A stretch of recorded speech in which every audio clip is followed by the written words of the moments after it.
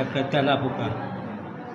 তেলাপোকাকে টেনে নিয়ে যাচ্ছে একদল পিঁপড়া। তারা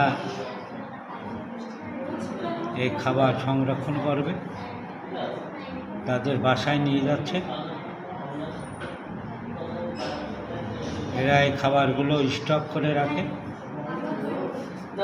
যখন কোথায় কোনো খাবার না পায় এবং শীতের সময় তারা যখন বাইরে আসতে না পারে, তখনই তারা এই খাবারগুলো ব্যবহার করে।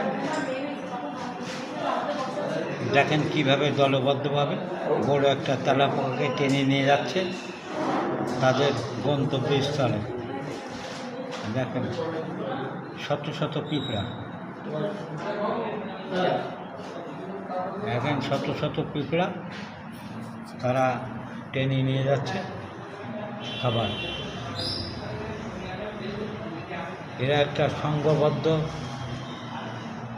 চক্র, দল। এরা সবসময় দলবদ্ধভাবে থাকে এবং একত্রিতভাবে কাজ করে। কোনো খাবার যদি কোনো একটা পিঁপড়া দেখতে পায়, তখন সে অন্য পিঁপড়াকে খবর দেয়। তারা চলে আসে আস্তে আস্তে, একজন দুইজন করে বহু পিঁপড়া আসে, এসে তারা আজকে এই খাবার নিয়ে রাখে। কীভাবে টেনে নিয়ে যাচ্ছে এই তেলাপোকাকে একদল পিঁপড়া।